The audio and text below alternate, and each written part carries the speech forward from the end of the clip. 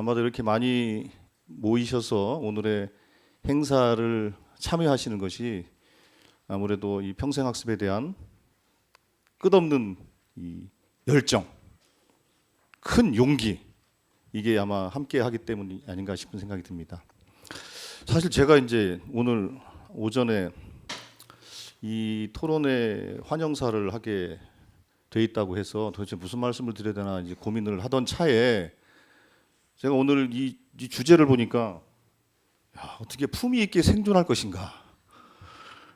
이게 아까 제가 박경미 의원님하고도 제가 밑에서 얘기를 했습니다만, 제목 참 세게 잡았다. 예. 뭐 아까 저 밑에서는 약간 살벌하다 이렇게까지 말씀을 드렸는데 그렇게는 좀 그렇고 참 세게 잡았다 싶은 생각이 들더라고요.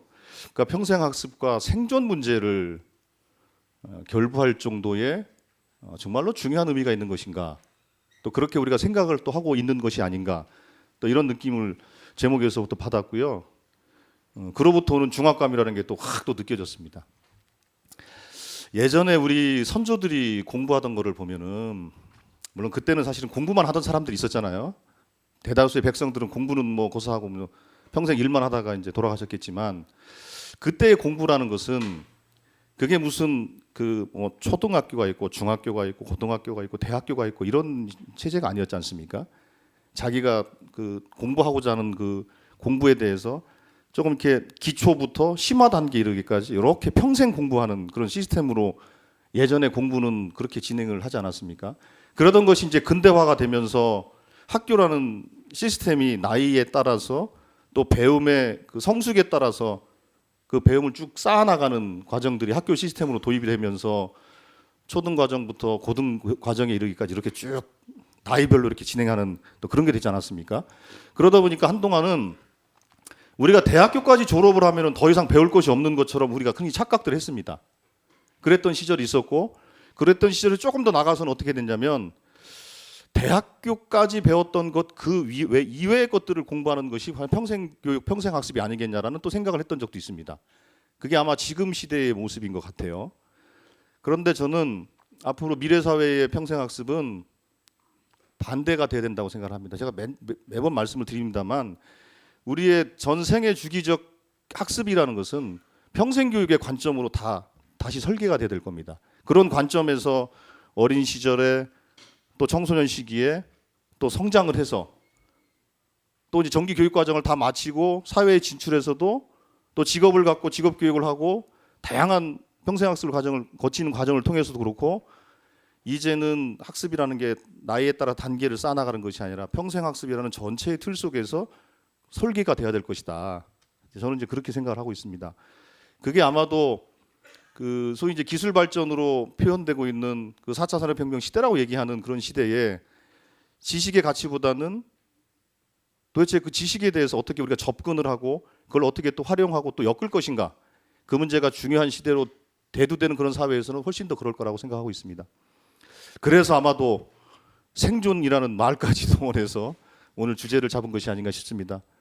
정말로 그렇게 정말로 중요한 문제를 우리가 받아들이면서 접근을 해야 된다고 생각하고 있고요. 저희들도 국회에서 열심히 노력하도록 하겠습니다. 오늘 김진경 의장님 정말 감사드리고요. 주제 발표하시고 토론한 모든 분들에게 고생하신다는 말씀을 드리겠습니다. 오늘 좋은 시간 부탁드리겠습니다. 고맙습니다. 오늘 이렇게 의미 있는 주제로 토론회를 개최해 주신 국가교육회의 김진경 의장님, 또 국가평생교육진흥원 윤여가 원장님 이하 여러분들, 그리고 발제와 토론을 맡아주신 분들, 그리고 또 무엇보다도 오늘의 주인공인 참석자 여러분들 감사드립니다. 평생교육, 평생학습이 교육계의 화두로 등장한 것은 벌써 오래전부터인데요. 최근 들어서 그 중요성이 더욱더 부각되고 있는 것 같습니다. 4차 산업혁명 시대에는 지식과 직업의 생성, 소멸이 빠르게 진행되기 때문에 어떤 직업을 염두에 두고 어떤 특정한 능력을 학교에서 길러준다, 이거보다는 더 큰 역량, 그러니까 학습하는 법에 대한 학습을 해야 되는 것 같습니까? 그런 것 같습니까? Learning how to learn, 그러니까 배우는 방법, 학습하는 방법을 해서 평생 뭐 사회가 변하고 또 필요로 하는 역량이 변하고 이런 상황 속에서 계속 자기 주도적인 학습을 하면서 평생을 살아갈 수 있지 않을까 그런 생각을 해보게 되는데요. 그 흔히 예전에는 교육이라고 하면 학령기에 이루어지는 학교 안에서의 교육을 생각을 했었는데요. 근데 따지고 보면은 학교 안에서 교육 아닌 일들도 많이 일어납니다. 굉장히 비교육적인 것들도 학생들은 학교에서 많이 습득을 하고 또 학생들이 배우는 것은 학교뿐 아니라 지역사회를 통해서도 또 배우고 그러니까 이 학교라는 그 어떤 담장도 허물어질 수 있는 거고요. 그리고 정말 이제 평생에 걸쳐서 lifelong education, lifelong learning이기 때문에 어찌 보면 이 평생 교육이 이제 전체 집합이고 학교 교육은 거기에 부분 집합으로 되지 않는가 그렇게 자리매김을 할 수 있지 않은가 제가 전체 집합, 부분 집합 이런 수학적인 용어를 쓰고 있네요. 역시 전직을 못 속이나 하는 생각을 좀 잠깐 해보게 되는데요. 그래서 이 평생 교육의 틀 안에서 학교 교육도 바라봐야 되겠다라는 생각을 해봅니다. 무엇보다도 문재인 정부의 국정과제 중에 하나가 평생 교육의 활성화입니다. 그런 만큼 저희 더불어민주당에서도 이 평생교육과 관련해서 여러 가지 어떤 제도, 입법적인 뒷받침을 할 수 있도록 열심히 노력하겠습니다. 오늘 의미 있는 시간 보내시기 바랍니다. 감사합니다. 이 세계경제포럼의 그 슈왑 회장은 기회가 날 때마다 우리 사회에 대해서 경고의 메시지를 보냅니다. 그가 이렇게 말하죠. 단지 해고되지 않게 하기 위해서 매달려 있는 게 아니라면 적어도 자기 직업 경력을 개발하고 취업 기회를 극대화하기 위해서 모든 노동자들은 평생학습에 매진해야 합니다. 회사들도 적합한 인재들을 발굴하고 미래 직업에 적합하도록 만들려면 재교육, 리스킬링과 향상교육, 업스킬링에 총력을 기울여야 됩니다. 어떻게 보면 당연한 얘기죠. 저 얘기 또 해? 이렇게 말할지 모르지만 중요한 것은 이 시급성에 있습니다. 당장 앞으로 10년 안에 우리가 고용하고 있는 모든 노동자층의 최소한 절반 이상을 완전히 리스킬링, 업스킬링을 해야 이 시스템이 돌아간다고 이제 슈왑 회장은 경고를 하는 거죠. 과연 우리 사회가 그런 종류의 교육 동력을 갖고 있느냐라고 하면 저는 거기에 대해서 동의할 수 없습니다. 물론 교육개혁의 중심에는 우리의 미래 세대가 있습니다. 미래 세대를 위한 개혁이 되어야 하고요. 이 아이들이 짊어진 짐이 너무 크고 그 고통이 너무 큽니다. 하지만 당장 초중등 교육에만 한정된 그런 교육개혁을 가지고는 이 문제를 결코 풀 수가 없습니다. 이 아이들이 미래 세대의 생애 발달이라고 하는 종적인 축을 이 교육개혁 안에 끌어들여야 된다고 생각을 합니다. 그들이 현실 속에서 소위 앞찾기 안에서 그 죄임을 당할 때 우리는 그것들에 더 공정하게 들어가게 하는 그런 방식으로 논의를 하기보다는 그들을 죄고 있는 얍찾기를 풀어 해체하는 방식으로 소위 논의의 시발점을 삼아야 된다고 생각을 합니다. 아까 말씀드린 것처럼 아이들만 교육하는 게 아니고 당장 지금 일하고 있는 성인층의 대부분들이 재교육과 또 향상교육의 대상이 돼야 되는 거죠. 그러기에 우리는 지나치게 많은 종류의 소위 제너레이션들을 갖고 있습니다. 우리가 지난 한 7, 80년 동안 살아왔다고 할 때 이 사람들이 하나의 경험을 공유한 게 아니죠. 말하자면 산업화 세대, 베이비부머 세대, 뭐 X세대, 뭐 밀레니엄 세대, G세대 전부 다른 자기 나름의 독특한 경험들을 하면서 살아왔고 또 그들의 어떤 경험도 굉장히 다양하죠. 우리가 이들을 위해서 일종의 교육 플랫폼을 제공한다면 상당 부분 그런 다양성들을 반영해야 될 겁니다. 잘 아시는 것처럼 대한민국의 성인들의 기본 역량은 다른 OECD 국가에 비해서 상당히 뒤처져 있습니다. 핀란드나 스웨덴이나 일본과 비교할 때에도 한국의 곡선은 한참 밑으로 떨어져 있습니다. 여기서 중요한 질문 하나를 던지죠. 다른 나라들은 20대 초반부터 지속적으로 커브가 올라갔다가 한 40대쯤 되면 떨어지기 시작합니다. 우리나라는 그냥 바로 떨어집니다. 이 차이가 어디서 나오는 걸까요?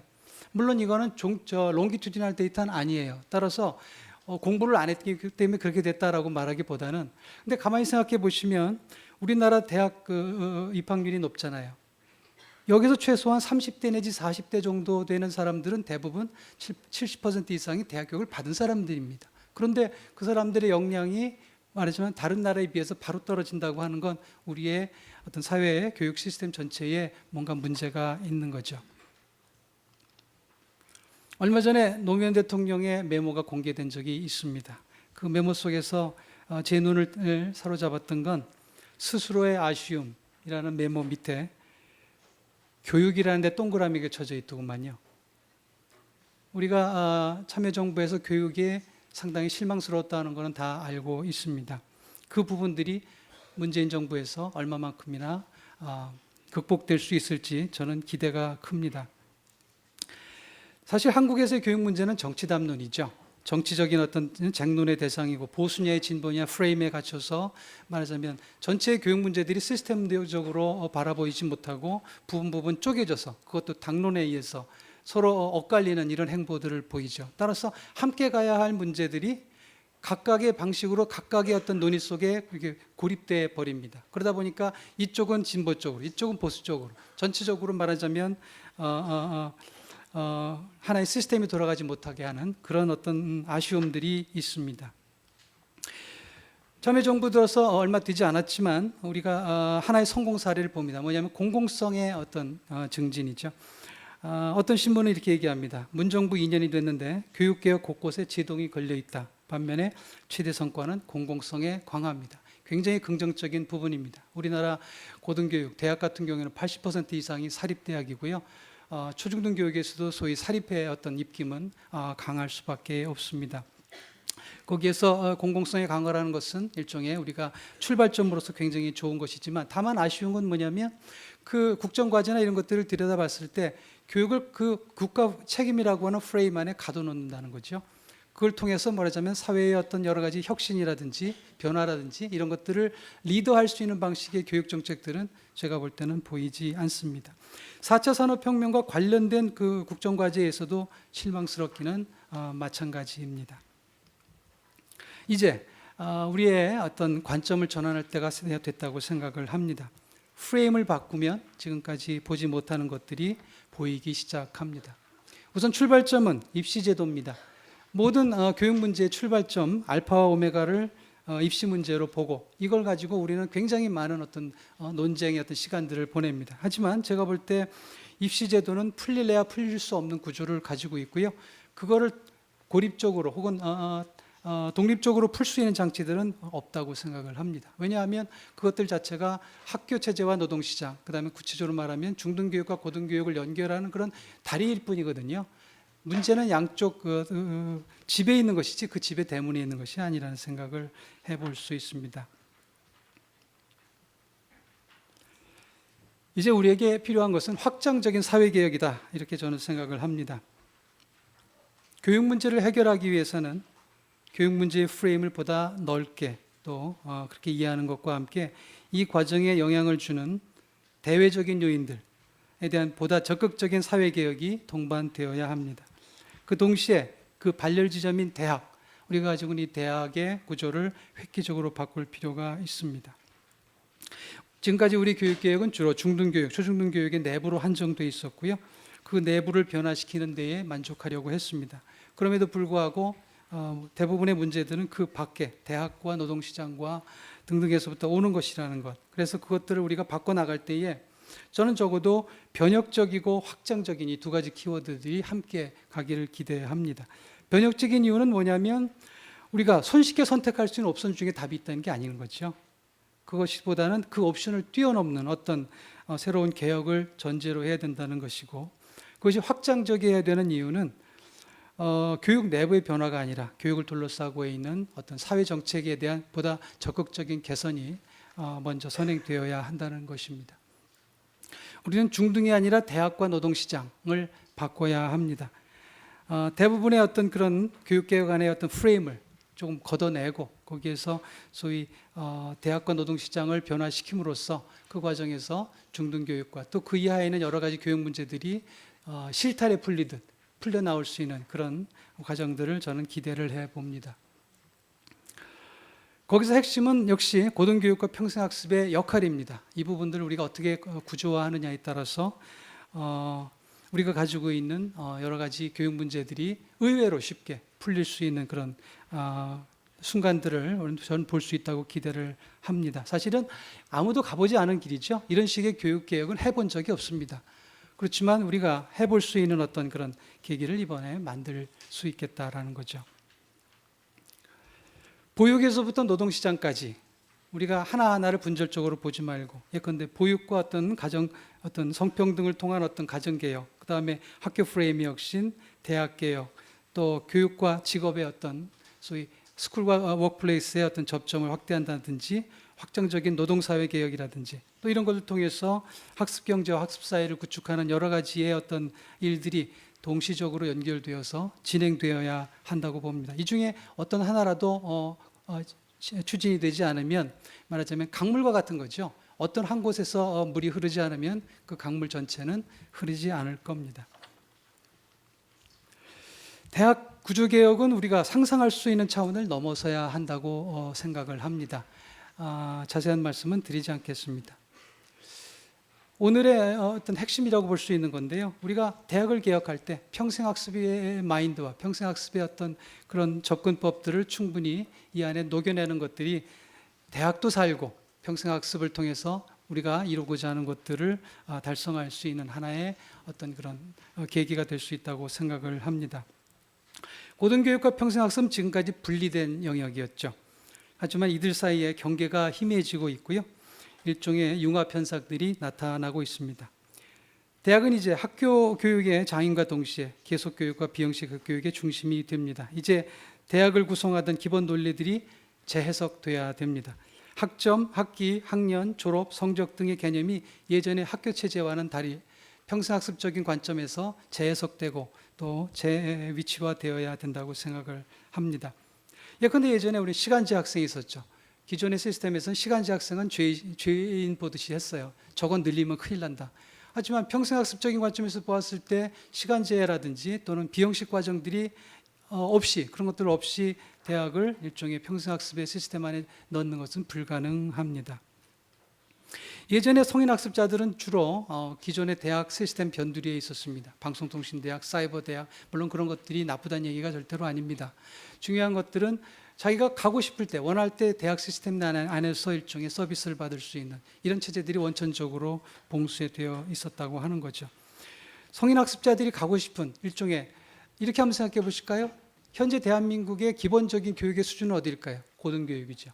누구나 중등교육까지 다 받고 이제는 14.5년, 14.7년 말하자면 전문대학을 넘어서서 4년 대학이 대한민국의 일종의 교육 수준의 평균이 되고 있습니다. 우리가 어디에 눈높이를 둬야 될까요?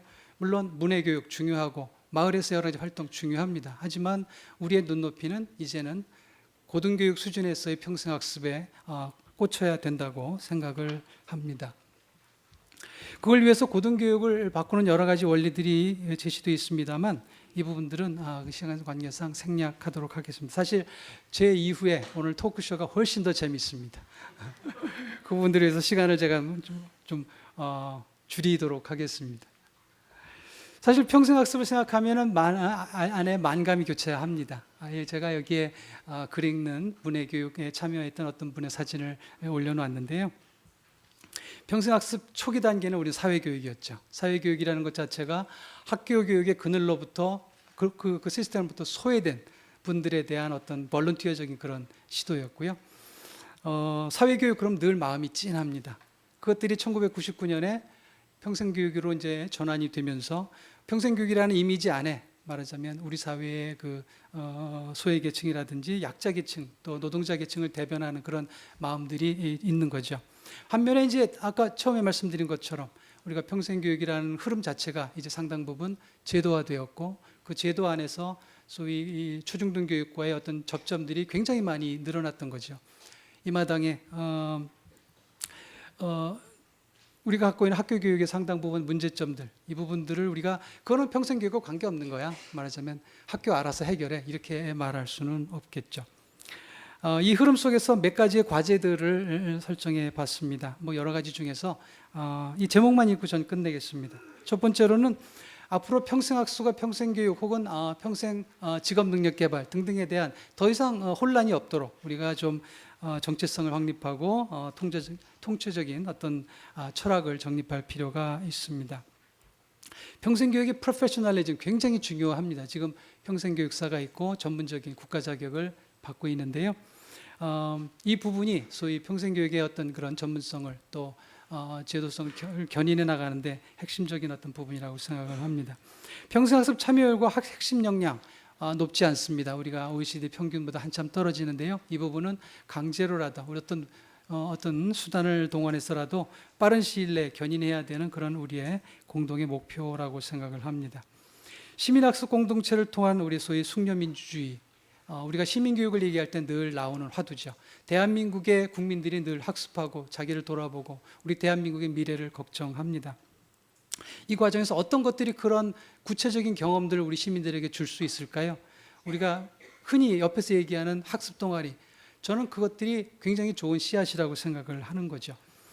지자체나 이런 데서 상당 부분 그 학습 동아리 활성화들을 위해서 노력하고 있지만 그게 단지 취미를 위해서 모이거나 혹은 주변 잡담을 위해서 모이는 것들이 아니죠. 대한민국의 미래를 위해서 그런 어떤 기제들이 적극적으로 활용될 필요가 있습니다. 국가 평생학습 정책이 어디로 가야 될 것인가? 이 문제는 그야말로 거시적인 차원에서 모니터링이 돼야 될 문제입니다. 최근에 유네스코의 평생학습 연구소에서도 소위 각 국가에서 어떻게 그 나라의 평생교육 정책을 모니터링할 것인가에 대해서 많은 연구를 하고 있고 이번에 이제 가을에 나올 소위 그 모니터링 보고서 그레일이라고 하는데 거기에서도 이 문제를 중점적으로 담고 있습니다. 저는 이 역할이 국가평생교육진흥원의 상당히 중요한 역할 중에 하나라고 생각을 합니다. 기대를 하겠습니다. 자, 이제 문제는 누가 저 버튼을 누를 것인가 하는 거죠. 김진경 의장님께서 눌러주실 것으로 저는 기대를 하겠습니다. 이상 마치겠습니다. 감사합니다. 우선 우리 학교는 직업계 고등학교이고 마이스터 고등학교에 속합니다. 우선 학생들을 지도하면서 이 고교 학점제라는 것을 우리가 도입을 운영을 작년부터 했었거든요. 그렇게 도입을 한 이유는 아이들에 대한 내적 동기 그리고 목표 의식이 부족했었다는 부분이었습니다. 아이들이 이제 중학교 진로 상담 그리고 직업계고에 대한 입학 정보 그런 부분에 대해서 부족으로 인해서 학생들이 입학한 학생들이 있었고요. 그다음 학생들이 이제 그 전공에 부적합한 그런 아이들이 중도에 발생을 했었고요. 그리고 일반 고등학교도 마찬가지지만 3학년 학생들이 상당히 3학년이 되면 나태해지는 그런 부분이 있었습니다. 그래서 이런 부분들을 아이들에게 내적 동기도 부여하고 목표의식을 아이들한테 부여해보고자 이렇게 고교학점제를 도입을 했었고요. 그리고 이 학점제는 교육과정하고 연계되어 있는데요. 지금 현재는 학과 중심의 경직된 교육 과정으로 인해서 아이들에게 미래 인재의 핵심 역량을 함양하기에는 상당히 부족하다고 생각을 합니다. 네, 그래서 이렇게 고교 학점제를 도입을 하면서 어떻게 운영을 했는지 그리고 앞으로 평생 학습 시대에서 어떻게 진행이 됐으면 하는지에 대해서 말씀드리도록 하겠습니다. 첫 번째 직업계고에 대해서 조금 이해를 돕기 위해서 NCS라는 것을 말씀드리겠습니다. NCS는 국가 직무 능력 표준이라고 합니다.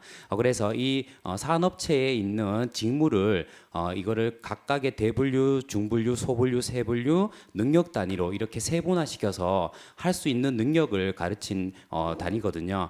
네, 그 NCS에서 시작된 교육 과정이 NCS 기반 교육 과정이 되겠고요.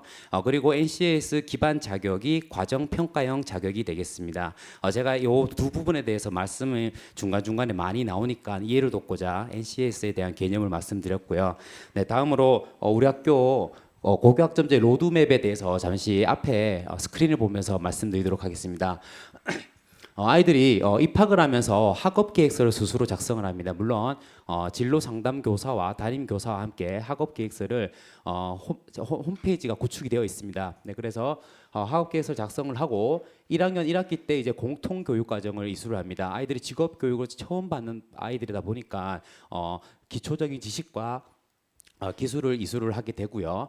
네, 그다음에 이제 1학년 2학기가 되면 아이들이 이제 선택 집중 교육 과정이라고 해서 그 학생의 적성과 진로에 맞는 9개의 전공 코스를 선택을 하게 됩니다. 그래서 학과가 구분 없이 내가 기계과인데 전자과에 관심이 있다. 그러면 전자과에 있는 전공 코스를 선택을 하게 되겠고요. 그래서 1학년 2학기부터 2학년 2학기까지 3개 학기 동안 이렇게 선택적이지만 집중적으로 이수한다고 해서 선택 집중 교육 과정으로 이름을 지었습니다. 이 사이에서 아이들은 주전공을 습득을 하게 되고요. 그다음에 과정평가형 산업기사 자격 과정을 이수할 수 있는 기준을 습득하게 됩니다. 작년도 우리 학교 과정평가형 산업기사 자격이 87.3% 합격률을 보유했습니다. 이게 산업기사는 잘 아시겠지만 전문 학사 수준을 의미하고 있거든요. 네, 그래서 상당히 좋은 결과를 봤었고요. 그다음 3학년이 돼서는 이제 선택 융합 교육 과정으로 해서 아이들이 학과 구분 없이 부전공 11개 코스를 이렇게 선택을 이수하는 과정이 있겠습니다. 네, 이 사이에서 이제 아이들이 아까 전에 처음에 말씀드렸듯이 3학년 때의 아이들이 나태해짐 그리고 목표 의식이 부족 이런 것들이 이제 이런 부분 부전공 아이들이 선택 이수하게 해줌으로써 상당히 많이 극복을 할 수 있었고요. 그리고 나서 이제 선취업 후학습 이렇게 병행이 되겠습니다. 네, 다음 슬라이드 보여주십시오. 네, 이거는 교육 과정을 어떻게 운영하는 체계 우리가 개별화 교육과정과 무학년제 교육과정을 저희는 지금 도입 운영을 하고 있거든요. 현재 교육과정 총론이나 강론에 의거해서 충분히 운영이 가능한 시스템입니다. 그렇지만 제가 이따가 제도적으로 이렇게 보완해야 될 부분을 말씀드릴 때는 우리는 조금 더 앞선 그리고 평생학습을 준비하기 위한 그런 부분이기 때문에요. 네, 그렇게 이해를 해주시면 되겠고요. 네, 운영 체계에서 지금 제일 좌측에 보시면 입학을 하면서 3개 학과에 입학을 하게 되고 1학년 1학기에 거쳐서 상담을 통해서 아이들이 과정을 이렇게 선택을 하게 되겠습니다. 그리고 2학년 2학기에서도 마찬가지로 상담을 통해서 3학년 1학기, 2학기 이렇게 부전공 과정을 이렇게 선택하는 부분이 되겠고요. 네, 다음 슬라이드 보여주십시오. 네, 예를 들어서 하나 보여드리면요. 아이들이 이제 정밀기계과 입학을 해서 1학년 1학기에 공통교육과정을 이수를 한 다음에 상담을 해봤더니 나는 조립에 좀 관심이 있는 아이가 있어요. 그래서 나는 기계가공 조립 산업기사 자격 과정을 나는 이수를 하고 싶어요. 이렇게 상담이 된 거예요. 그래서 아이는 기계가공 조립을 1학년 2학기부터 3개 학기 동안 이수를 하고요. 그래서 얘는 운 좋게 합격을 했습니다. 네, 그렇게 합격을 해서 3학년 1학기 때 상담을 통해서 용접이라는 자격과 관련된 부전공과 그 다음에 공유압이라는 자격과 관련된 부전공을 아이가 선택 이수를 하게 되겠습니다. 네, 다음 슬라이드 넘겨주시죠. 네, 두 번째 경우입니다. 정밀기계과를 입학을 해서 공통교육 과정을 통해서 아이가 이제 조립을 원해서 이제 조립 과정을 이수를 하다 보니까 아이가 중간에 교육 과정을 중도에 이제 미이수가 된 거예요. 미이수가 됐거나 아니면 합격을 실패를 하게 된 겁니다. 네, 그런 경우에 이제 3학년으로 이제 진급을 하고 나서 아이들이 이제 무학년 과정으로 2학년의 주전공을 아이들이 선택 이수를 함으로써 그 교육 과정과 그다음 합격을 할 수 있는 기회를 부여를 하게 되었습니다. 네, 다음 슬라이드 보십시오. 네, 세 번째 경우입니다. 마찬가지로 기계과 입학을 한 뒤에 1학년 2학기 때 생산 자동화를 신청을 한 거예요. 얘는 기계과 입학을 했는데 도저히 이 기계라는 게 무서워서 안 되는 겁니다. 네, 그래서 나는 그래도 자동화 요즘 자동화가 대세니까 나 자동화를 할래 이런 아이거든요. 그래서 생산 자동화 산업기사 과정을 이제 선택을 해서 이수를 하고요. 그 다음에 부전공으로는 내가 원래 있었던 과의 부전공 한 개랑 그 다음에 팩트라는 이제 독일 페스토 관련 자격 취득 과정인데요. 이건 학교 밖 학습과 관련된 공동시습소 과정이 되겠습니다. 공동시습소에서 이렇게 30 단위를 아이들이 이수를 하게 되는 과정을 선택한 경우가 되겠습니다. 네, 다음입니다. 네, 마지막으로 이제 기계과에 입학을 해서 본인이 이렇게 얘기를 해보니까 상담을 해보니까 난 영어도 좀 되는 것 같고 그 다음에 조금 더 견문을 높이고 싶어. 그래서 이제 해외 직업 과정 코스를 선택한 아이입니다. 이 아이는 1학년에서 1학기, 2학기 학기가 2개로 구분되어 있는데요. 우리 학교는 6개 학기로 학사 일정을 구분을 해놓고 운영을 하고 있습니다. 그래서 1-1학기 때 아이가 이렇게 해외 직업 과정을 선택을 하게 되고요. 그 다음에 그 2가지 과정 중에서 자동화 로보틱스 과정을 선택을 한 뒤에 고등학교 3학년이 돼서 이제 캐나다에서 트레이드 코스를 이수를 하고 그 이수된 내용이 이제 우리 학교의 3학년 교육과정과 매칭이 돼서 이것도 학교 밖 학습이라고 생각을 하시면 되겠습니다. 네, 그렇게 해서 이제 아이들이 돌아와서 네, 취업을 한다거나 네, 병역 특례를 받아 기업에 취업하는 네, 그런 시스템이 되겠습니다. 네, 이상입니다. 제 개인 소개부터 먼저 간단하게 하면 저는 20살에 간호사관학교에 들어갔다가 이제 2년 정도 채우고 중퇴를 했고 그 후에는 수학교육과에 입학을 해서 그다음 대학을 졸업했습니다. 네, 제가 대학을 졸업하고 나니까 이제 나이가 꽤 있는 상태였는데요. 주변을 돌아보니까 그때 다른 친구들은 취업도 하고 이제 좋은 직장에 간 친구들도 있었고 나름 길을 잘 잡고 있었는데 제가 생각하기에 저는 내밀 수 있는 게 대학 졸업장밖에 없다고 생각을 해서 제가 더 할 수 있는 게 무엇일까 고민을 해보다가 그것들을 그냥 고민한 게 아니라 사실 그 종이에 적어봤어요. 제가 할 수 있는 게 뭔지. 근데 그렇게 많지가 않더라고요. 제가 수학교육과를 졸업했다는 그런 특성도 있겠지만 많은 대학생들이 사실 졸업하고 나서 내가 진짜로 뭘 할 수 있는지 종이에 적어보라고 하면 그것을 적는데 많이 가짓수가 나오지 않을 거라고 그렇게 생각이 들어요. 그래서 저도 그 중에 한 명이었고 그렇게 종이에 적고 나서 내가 이것들을 그러면 끝까지 이제 100세 시대인데 100세까지 이것을 즐겁고 의미 있게 할 수 있을까 하는 생각을 하다가 다른 것을 좀 더 모색해 보자 하면서 조금 더 정보를 많이 찾아보게 되었고요. 그러다가 발견한 것이 한국폴리텍대학교 융합기술교육원 이 하이테크 과정이었어요. 그래서 여기 이 이름에서도 알 수 있듯이 이미 대학을 졸업한 학생들, 대졸자를 대상으로 해서 원래의 전공을 바탕으로 또는 새롭게 무엇을 융합하는 그런 과정을 배우고 있고요. 그냥 막연하게 융합한다고 말씀드리니까 조금 좀 너무 막연하게만 말씀드린 느낌이 있는데 저희 과정은 대졸자 대상인 비학기 직업훈련 과정으로 10개월간 진행이 되고 산업체 서비스 분야에 BT, ICT, 소프트웨어 분야의 최고의 교수진과 그리고 최신의 장비를 갖추고 산업체와 협력해서 4차 산업을 대비하고 있는 융합형 교육 과정을 진행하고 있습니다. 저는 이러한 과정을 찾아서 이것이 제가 수학을 배웠다는 그런 특성과 잘 부합한다고 생각해서 이곳에 들어오게 되었고요. 이런 과정에서 이제 제가 노력한 것은 정보를 찾는 데에 조금 힘이 들더라고요. 그래서 정보가 그냥 가만히 있으면 들어오는 게 아니니까 이제 주변에서 혹시 이렇게 평생 교육 과정에 한 번이라도 참여해본 그런 사람이 있는지 모색해 보았고 또는 인터넷이나 여러 각종 사이트에 접속을 해서 이런 과정이 있는지 한번 찾아보는 그런 노력들을 해보았습니다. 그래서 이렇게 찾아보고 나서도 제가 이곳에 잘 맞는다고 생각은 하지만 이게 사회에서 과연 이 기술을 얼마나 많이 필요로 하는가 이 부분을 고민해 볼 필요가 있었고 제가 생각하기에 그리고 많은 기사에서 봤던 것처럼 이 분야가 우리나라에서뿐만 아니라 세계적으로도 블루 오션이라는 그런 판단을 하게 되었고요. 그리고 수학 교육에서 공학적 도구의 중요성에 대해서도 배우고 요즘 교육에서 공학적 도구가 굉장히 부상을 하고 있어요. 그래서 이 부분으로도 진출을 할 수 있겠다고 생각을 하게 되어서 또 소프트웨어가 각종 거의 대부분의 회사에서 소프트웨어를 사용하고 있다는 사실을 제가 접해 듣고 그렇다면 기업이나 사회에도 다양하게 기여를 할 수 있겠다라는 생각이 들어서 이런 결정을 하게 되었습니다. 네,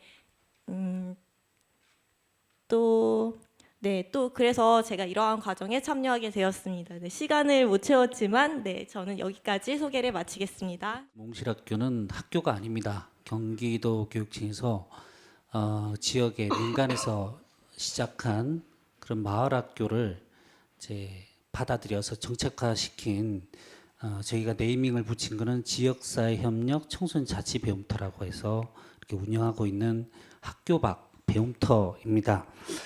이곳의 특징은 매년 4,500명의 청소년들이 그 소속을 보면 학교가 한 70여 개 학교가 소속된 아이들이 저 학교 구분 없이 또 연령대 상관없이 무학년제로 활동을 하고 있고요. 그다음에 학교와 학교 밖 아이들이 자연스럽게 청소년 주도 프로젝트로 어울려지면서 활동을 하고 있습니다. 그런 공간 속에서 다양하게 청소년들이 자기들이 원하는 배움을 찾고 추구하고 활동을 해 나가면서 성장을 하고 있습니다. 몽실학교가 이제 다른 곳과 다르게 가장 노력하면서 주안점을 걸었던 것은 기존 교육의 패러다임을 바꿨다는 점입니다. 배움이 열리는 곳 어느 곳에서도 우리 청소년들은 배움의 주체가 되고 있지 못하는 게 사실입니다. 학교에서도 자기가 원하는 배움을 얻고 있지 못하기 때문에 다 엎드려 자고 있는 거고요. 비단 청소년 수련관이나 하다못해 백화점 문화센터도 마찬가지 현상을 갖고 있습니다. 학생들은 그냥 대상일 뿐이고 수동적인 입장이 있을 수밖에 없습니다. 몽실학교에서는 이런 생각에서 벗어나서 학생이 배움의 주체가 될 수 있는 방법을 고민했습니다. 그래서 무엇을 꼭 배워야 된다는 것이 아니라 무엇을 배우고 싶은지, 무엇을 하고 싶은지 묻는 것부터 시작했고요. 그래서 그걸 바탕으로 무엇을 해야 되는지를 고민하게 만들고 스스로 나서게 했습니다. 해마다 4,500명의 청소년들이 3월 달에 모집이 되고 있고요. 그건 순수하게 자발적인 힘으로 참가를 하고 있고요. 프로젝트 기획 워크숍을 통해서 약 50개 프로젝트들이 청소년들의 힘에 의해서 설계되고 연간 계획을 세우고 목표를 세워서 운영을 해나가고 있습니다. 그 프로젝트의 올해 현황은 93쪽에 제목과 내용이 간단하게 소개가 되어 있습니다. 참고하시면 좋을 것 같고요. 이 프로젝트 목표를 세우고 연간 교육과정을 기획하고 운영하게 했더니 청소년들은 몰라보게 성장을 했었습니다. 우리가 뭐 흔히 말하는 소위 말하는 의사소통 능력이라든지 또 창의적 문제 해결력 이런 것들이 저절로 수치로 측정할 수는 없지만 커가는 것을 볼 수가 있었습니다. 그리고 그와 더불어 더 노력했던 점들은 혼자 고민하지 않고 함께 고민하게 했고요. 그 고민의 결과를 다른 사람들과 나누고 다른 사람들에게 도움이 될 수 있게끔 다시 유도를 했었습니다. 그랬더니 청소년들은 자기 생각을 원래 처음에 뭐 아무 말도 안 하거든요. 그런 자기 생각을 점차 열고 말할 수 있게 됐었고요. 머리를 맞대고 문제를 풀어나가고 그다음 공동체를 생각하고 심지어는 정주호식까지 생겨나는 것을 볼 수가 있었습니다. 그래서 그동안에 국가가 그다음에 학교가 선생님이 강사가 주는 대로 이렇게 받아들이는 그런 수동적인 학습자가 아니라 자기가 배우고 싶은 것을 삶과 연결하는 능동적인 학습자가 되어 있는 것을 볼 수가 있었고요. 그런 배움의 출발과 과정과 결과들을 모두 청소년들이 의사결정을 내리고 했더니 그만큼의 목표를 달성해 나가면서 어느새 배움의 주인이 되었을 뿐만 아니라 자기 삶의 주인이 되는 모습까지 볼 수가 있었습니다. 그렇게 해서 성장한 청소년들이 이미 이제 성인이 된 청년들이 되었고요. 이 청년들이 건강하게 청소년 길을 보내주었다는 그런 고마움과 함께 또 청년의 삶을 고민하면서 다시 돌아와서 청년들끼리 모임을 만들고 또 후배들을 위해서 기자비 교사를 하면서 참가를 하고 있습니다. 그래서 이런 그 청년들의 모습을 보면서 그동안 우리들의 노력이 헛되지 않았고 그동안에 각각 학교에서 자기밖에 모르고 그다음에 오로지 진학만 입시에서만 신경 쓰는 그런 우리 학생들의 모습이 아니라 정말 지역에서 지역의 어른들의 고마움을 느끼면서 또 자기가 무엇을 원하는지 무엇을 하고 싶은지를 찾아내는 그런 삶의 주체가 되는 모습을 보면서 이런 배움터가 참 많이 나타났으면 좋겠다는 마음을 갖고 있었는데 역시 몽실학교를 많이 오시는 분들이 생겨나면서 그런 배움터가 전국 곳곳에 늘어나고 있습니다. 그래서 이렇게 함께하는 분들이 많이 늘어나면서 이런 청소년 자치 배움터의 필요성이 공감대를 얻고 있는 것이 아닌가 생각이 들고 있습니다. 네, 이상입니다. 저는 그 거리에서 청소년 아울리치 현장을 가지고 있는 화면에 보시면 움직이는 청소년 센터 엑시트라고 버스를 개조해서 야간 시간에 거리에서 청소년들을 만나는 활동을 하고 있는 곳인데요. 뭐 약간 짐작이 가능하실 것 같은데 저희가 왜 이 사업을 시작하게 됐는지, 사실은 이제 수많은 청소년들이 그러니까 거리로 나올 때까지는 사실 가정 내에서의 어떤 폭력들, 그리고 학교에서, 그리고 내가 살고 있는 마을 속에서 어떤 차별과 폭력의 경험들 때문에 결국엔 거리로 이제 막 뛰쳐 나오게 되겠죠. 사실은 이제 탈출하는 마음으로 이 청소년들이 거리로 나오게 되는데요.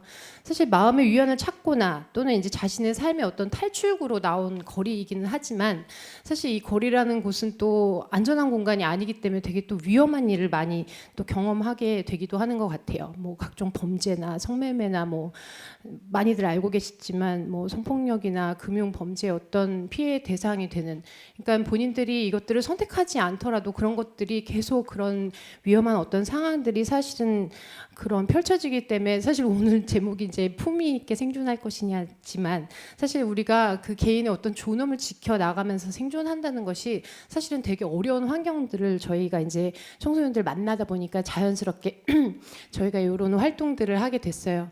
근데 이제 뭐 여러분들도 아실 수 있겠는데, 거리에 나온 이제 청소년들을 위한 사실은 되게 많은 또 사회적인 자원이나 프로그램이나 이제 공간들이 있기도 해요.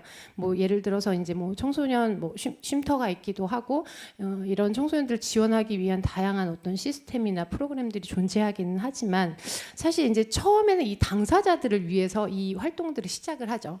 근데 이런 것들이 사실은 운영되고 유지되는 과정에서 이 청소년들은 온데간데 없고, 사실은 이제 운영 시스템이나 이런 것들을 지키기 위해서 사실 좀 실무자의 편의에 의해서 좀 이게 좀 변해가고 있는 거 여러분들이 많이 아시기도 하겠지만, 사실은 또 이해가 되는 부분들도 있지만, 결국에는 당사자들이 없는 이런 공간과 프로그램이 되고 있는 것이 이제 사실입니다.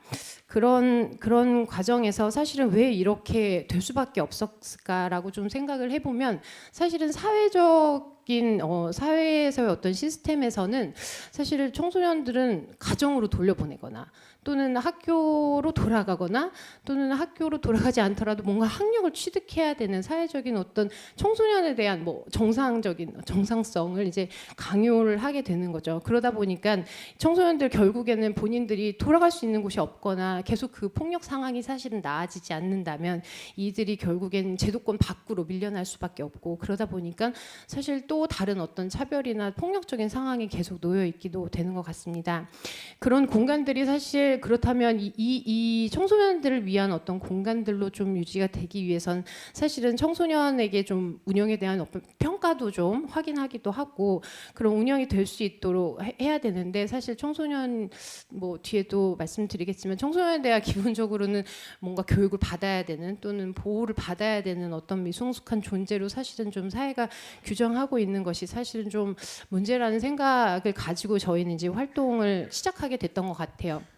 그래서 처음에 이제 저희가 엑시트 활동을 시작하면서 사실 중요한 관점은, 그렇다면 거리의 주체인, 그러니까 거리의 어떤 문제들을 사실은 이 해결하는 데는 결국엔 청소년으로부터 시작해야 되고 이들의 어떤 요구들이 반영돼야 되는 것이 되게 중요하게 저희한테 좀 화두로 떠올랐고요.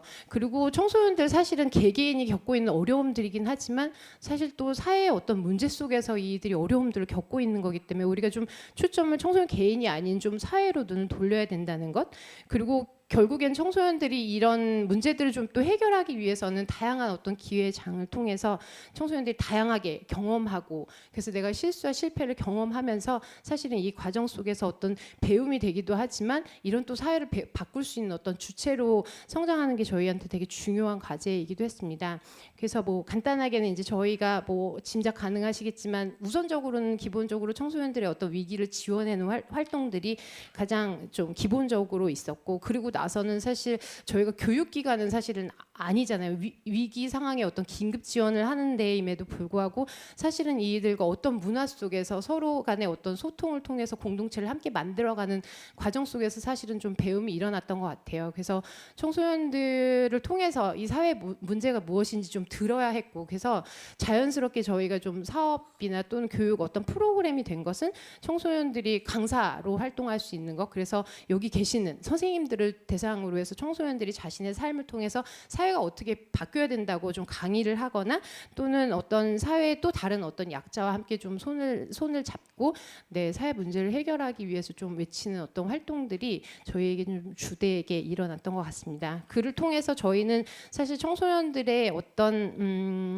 이런 사회 문제들을 확인할 수 있는 그리고 이것들을 해결해 나가는 데 있어서 청소년들이 사실 가장 좀 주체로 또 협력할 수 있는 존재라는 것들을 좀 확인하게 되기도 했고요.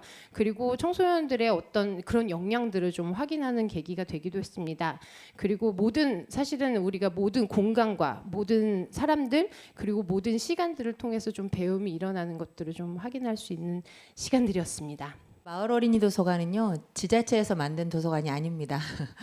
아이 키우는 엄마들이 어떻게 하면 우리가 사는 마을에서 아이들을 같이 키울 수 있을까라는 이런 문제를 같이 공감했던 엄마들이 도서관을 만들었고요. 그리고 지금껏 13년이 넘게 대전에서 공간을 운영하는 돈도 되고 자원봉사도 하고 그리고 필요하면 프로젝트 공모도 하고 이렇게 하고 또 지역사회에 나가서 함께 어려움도 좀 이야기하고 이렇게 하면서 도서관을 운영을 하고 있습니다.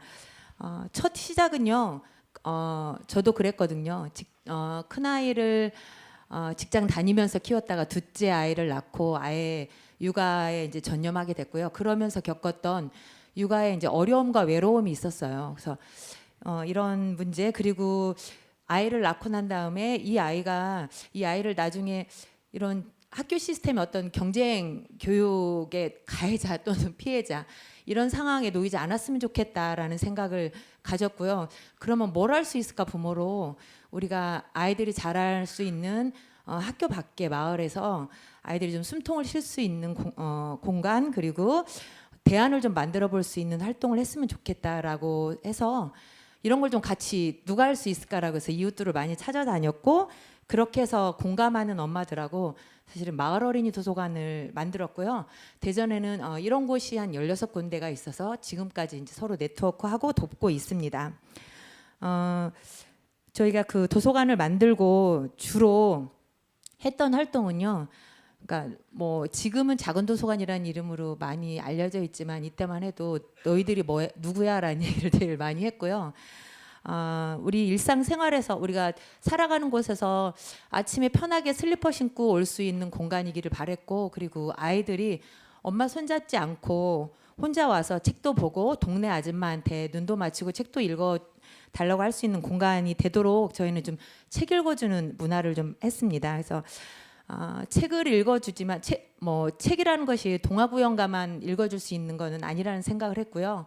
마을 엄마의 따뜻한 목소리로 아이들을 좀 같이 안고 책을 읽어줄 수 있다라고 생각했고요. 그런 활동을 하면서 그 마을 어른과 마을의 아이로 만났고 그리고 다양한 관계들을 좀 맺을 수가 있었어요. 그러니까 뭐 고함쟁이 엄마라는 책을 읽어주면 아이들이 자연스럽게 우리 엄마가 또 그래요라고 얘기를 해서 이때 아이들은 이런 생각을 하는구나 이런 것도 저희도 알게 됐고 이런 아이를 대할 때는 우리 어떻게 돌보면 되겠구나라는 생각도 사실 하게 됐습니다. 그리고 그냥 단순히 책을 읽어주는 것만이 아니라 동네 언니들도 초대해서 아이들 동생들도 책을 읽어주게 했고 그리고 동네 동장님, 동네 아저씨들을 초대해서 아이들에게 책도 읽어주면서 이런 관계를 만드는 활동을 했고요. 거꾸로 도서관에서 마을을 찾아다니면서도 저희가 이웃과 관계를 좀 만들기 위한 활동을 했습니다. 그러면서 저희는 누구의 엄마로 불리는 게 아니라 사실 저희의 이름을 좀 다시 찾게 됐어요. 다시 찾게 됐고 그리고 또 하나의 사회적인 이름이라고 하는 마을 활동가, 마을 도서관 활동가라는 사회적인 이름도 찾을 수가 있었습니다. 이렇게 좀 저희가 활동하면서 뭐 때로는 애들하고 나가서도 놀기도 하고 그리고 도서관에 재우기도 하고 누구네 집에 따라가서 놀기도 하고 그렇게 일상에서 같이 돌보는 그런 관계가 좀 깊어지고 서로 배우는 관계가 좀 깊어지면서 그 다음에 새로운 걸 해보고 싶다는 새로운 학습에 대한 욕구가 생겼어요. 그리고 이런 일상에서 벌어지는 교육이나 돌보험에서 생기는 문제들을 좀 어떻게 해결하지? 라는 얘기들을 자연스럽게 할 수 있었고 그런 거를 좀 대안으로 만들 수 있었습니다. 도서관에서 주되게 했던 거는 저희가 또래별로 모임들을 했는데요. 거기에 길잡이가 거의 이런 엄마들이었죠. 엄마들이었고 도서관 활동가들이었고요. 여기에서 우리가 같이 아이들을 키우면서 우리 다른 걸 또 해보고 싶다. 우리 도서관 안에서만이 아니라 다른 문화체험도 좀 같이 해보자. 그걸 하려면 어떻게 하지? 그럼 우리가 먼저 배워보자라는 이야기로 자연스럽게 나왔고요. 그리고 우리 첫아이가 학교를 가는데 너무 두려워. 학교라는 곳이 어떨지라고 하게 되면 그래 우리 그런 문제는 아무래도 동네에 있는 선생님을 모셔보고 첫아이 학교 가기라는 프로그램을 한번 만들어서 이런 걱정을 하고 있는 동네 주민들을 초대해보자라고 해서 새로운 학습 프로그램을 또 만들어서 함께 배우는 장도 가졌고요. 그러다가 우리 또 사회에서 또 벌어지는 문제, 예를 들면 뭐 먹거리 문제가 생겼어. 우리 이제 먹을 수 없대. 뭐 진짜 된장 고추장이 아니었대라고 하면 우리 그러면 이런 먹거리 문제를 같이 어떻게 해결해 보지라고 했을 때 우리 동네 어른들한테 우리가 진짜 우리가 좀 만들어 보고 해볼 수 있는 걸 좀 배워보자라고 해서 동네 어르신들을 초대해서 장 담그는 것도 좀 함께 배워봤고요. 이렇게 생활 속의 문제들 아니면 교육적인 문제들, 돌봄의 문제들을 함께 해결하게 가는 그런 학습으로 좀 이어졌던 것 같고요. 그리고 이 아이들이 좀 크면서 생기는 청소년 때 사춘기 아이들 너무 두려워라고 했을 땐 청소년끼리 스스로 모여서 청소년기를 얘기해보는 장도 가져보고 거꾸로 부모가 무섭다는 중이 아이들을 이해할 수 있는 그런 프로그램도 만들어서 같이 배워보고 이해하는 장들을 좀 같이 해봤습니다. 그렇게 하면서 정말 동네에서 같이 사는구나라는 생각을 좀 할 수 있게 되었고요. 그리고 이런 경험을 함께 나누고자 마을에 이웃들과 함께하는 축제도 해봤고 그리고 이렇게 우리 일상을 함께 살다가 우리 사회에 문제가 생겼을 때는 우리가 어떻게 이 문제를 해결할지 바라봐야 될지 이런 얘기도 했던 것 같습니다. 주되게 이제 그 급식의 문제, 급식이 교육의 문제야 아니면 이거 뭐 누가 해결해야 돼라고 했을 때 그걸 부모 입장으로서 교육의 문제를 어떻게 바라볼지 이런 얘기도 같이 했고요. 그리고 그런 무상급식을 실현하기 위해서 우리가 좀 같이 실천해 보자라는 그런 활동으로 이어지면서 실천도 해봤고요. 그리고 세월호 문제가 터졌을 때는 가슴 아픈 부모의 입장으로 어떻게 봐야 돼 이거를 해서 우리가 그러면 우리 엄마들의 마음으로 한번 따뜻한 밥 한 끼라도 좀 유족들을 이렇게 유가족을 모셔서 밥 한 끼라도 대접해 보자. 우리가 할 수 있는 실천들을 좀 고민했던 것 같아요. 그리고 우리가 이 얘기를 우리만이 아니라 마을 주민들하고 얘기해 보자라고 해서 문화제 이런 것도 하면서 주민들과 함께 사회 문제를 좀 공감하고자 노력했던 것 같습니다. 그러면서요. 이런 사회 문제 그리고 저희가 지속 가능하기 이런 문제들을 좀 경험해 보면서 어떤 게 제일 많이 변했어라고 했을 때는 세상을 보는 눈이 되게 달라졌어라는 얘기를 가장 많이 했던 것 같고요. 그리고 아이들은 이렇게 돌보는 관계 속에서 자라는구나라는 얘기들을 많이 했던 것 같습니다. 이상입니다. 네, 감사합니다. 예, 안녕하세요. 저는 젊은 협업농장 충남 홍성군 장곡면에서 왔고요. 매니저라고 하지만 실제로는 그냥 농민이라고 생각하시면 돼요. 네, 저희 마을에는 원래 요즘에 귀농귀촌 이야기들이 많이들 하시잖아요. 지금 일자리 문제하고 청년 실업 문제 뭐 그런 문제들 때문에 요즘 많이 이제 귀농귀촌한다 이런 얘기를 하지만 실제로는 귀농귀촌을 해왔던 분들은 계속 있었어요. 2010년부터 얘기하신 분들도 있지만 더 앞당겨서 얘기하다 보면 IMF 때부터도 계속 오셨으니까. 근데 그런 분들이 지역에 이렇게 잘 섞이지를 않는 거예요, 항상. 예, 계속 섞이지 않고 이제 동네하고 이제 따르게 그리고 농사를 짓는다고 해도 실패하고요. 이유는 기술센터나 기술원이나 이런 곳들에서 농업 기술을 가르쳐 주지만 농촌에서 살아가는 방법들에 대해서는 이야기를 안 해줬던 거죠. 근데 지역 입장에서는 어떠냐면 제가 7년 전에 이 동네에 왔었을 때 초등학교가 3개였는데 작년에 하나로 만들어졌어요. 그만큼 이제 인구가 점점점 줄고 있고 어떻게든 도시에 있는 청년들이 이 지역에 와가지고 무언가를 해주길 원하는 거예요.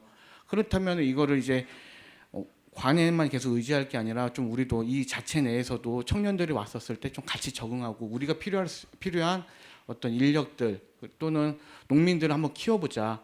그러기 위해서는 기존에 있었던 어떤 큰 대농들이나 후계농 방식이 아니라 우리하고 같이 할 수 있는 어떤 농가들을 만들어야 한다. 그러면서 저희가 교육이 가능한 농장을 만들었어요. 그래서 그런 이야기들을 마을 사람들한테 저희가 계속 이야기를 했고 결국 43명이 출자금을 대줘서 그 젊은 협업농장이라는 협동조합으로 저희가 이제 농사를 처음에 시작을 하게 됐죠.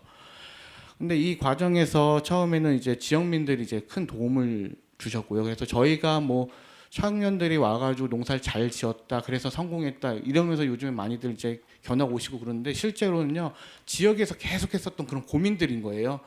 어떻게 하면 사람들 어떻게 하면 이 지역에서 같이 함께 갈 수 있지? 그 모양이 이제 저희가 이제 협업농장이라는 형태로 계속 만들어졌고 이제 지금 이렇게 운영을 하고 있는데 처음에는 뭐 40대, 30대 이런 분들이 이렇게 오다가 어느 순간 20살, 19살, 16살 어린 친구들이 이제 농촌에 오기 시작하는 거예요. 그래서 이 친구들 왜 왔냐 그랬더니 농촌에서 무언가 자기의 꿈을 한번 키워보겠다고 배워보겠다고 오는데 그렇다고 하면은 언제까지나 이제 농작물만 얘기할 수 있는 건 아닌 거죠. 농작물 이거 농사 짓는 거다 뭐 이거 얘기해도 이 친구들이 어린 친구들한테 저희는 이제 상추가 주작물인데 그럼 10몇 살 친구한테 너 죽을 때까지 상추 농사 져라. 이건 말이 안 되잖아요. 근데 이 친구들이 농사를 짓더라도 농촌에서 자기들이 배우는 게 있고 얻어가는 게 있고 그리고 자기 역량 강화를 할 수 있는 방법들이 무엇이 있을까? 그렇게 되다 보니까 마을 분들 중에서 이제 뭐 이제 귀농하신 분들이나 학자분들이나 아니면 우리하고 이제 관계됐던 분들이 수업을 만들어주기 시작해요. 그래서 글쓰기 수업부터 시작해서 어떤 영화 감독분은 또 영상 찍는 것도 가르쳐 주시기도 하고 뭐 그렇게 가는데 그분들한테 저희가 해드릴 게 없는 거예요. 네, 그래서 그분들은 이제 저희가 강의를 해달라 그렇게 했더니 이제 이제 뭐 쌀, 지금 21세기인데도 쌀 몇 푼 이렇게 해가지고 저희가 농사진 거예요. 이러면서 이제 진행을 하게 됐고 또 때로는 언제 사업비 다른 걸 통해 가지고 다시 돌려서 드릴 테니까 좀 강의 좀 해주세요. 이런 방식으로 이제 진행을 해왔던 거죠. 그렇게 하면서 지금 이것저것 만들어 가고 있고 청년들이 계속 만들어 가고 있는데 현재 그 과정 중에 하나 있다는 부분과 그리고 농촌에서 여러 가지 농사꾼들이 농사만 필요한 게 아니라 농사꾼들도 농사 외 뭐 사진이든 여러 가지 필요한 것들이 너무나 많다라는 부분들을 말씀드리고요.